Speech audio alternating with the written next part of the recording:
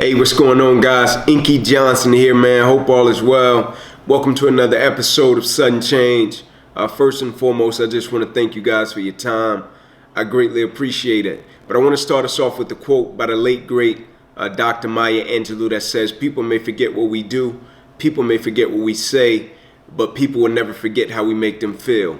I'm reminded of a story about me and my wife and one of my cousins and this gentleman that was an amazing soul. And so me and my wife, we would go out into our garage and be cleaning up every day, just cleaning old stuff out of the garage. And there was an older gentleman that lived in our neighborhood at the time, and he would always stop by. He knew both of us, and he would always come up, joke with us, man. We would have a big time. He would share different things, crack us up both, joke about our cars. He would always joke about my car. I would have trash in my car would be dirty sometimes because I would be traveling. Just a beautiful soul, right? And he would always stop by whenever he would see me and my wife's garage door up.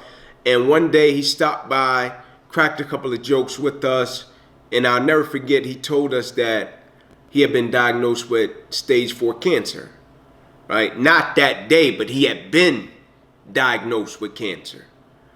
And I remember looking at my wife thinking, like, man, he been diagnosed and he's living his life this way?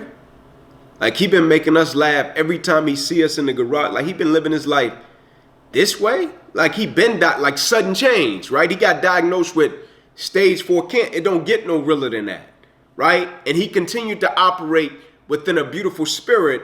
And I'll never forget this particular day. My cousin was there, and somehow the dialogue navigated to a space to where my cousin was talking about a gentleman that had did something for somebody, right? And I remember my cousin saying, man, because of what he did, like, he's really going to be blessed because of it. And the older gentleman said, that's the blessing. And my cousin was like, no, you don't get it. Like, because of what he did, like, he's really going to be blessed because of it. And the older gentleman responded again, like, that's the blessing.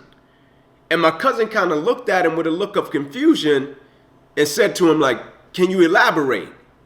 And the older gentleman said, just the fact that you're in the position to be a blessing, that's the blessing, right? Like, what you did was inconsequential, right? Even though it was great, but what you did, it was inconsequential. Just the fact that you were in the position to be a blessing and you acted on it, that was the blessing. Like, we don't get blessed in life by saying, oh, we're going to do this, and because we're going to do this, we're going to be blessed as a result of it. No, we get blessed when we realize the position that we've been placed in to be a blessing is a blessing. In life, I firmly believe this. Blessings don't come to us, blessings flow through us.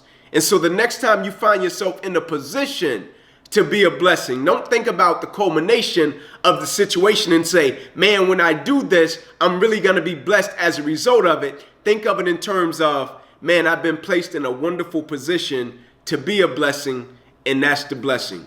God bless you. Take care. Peace.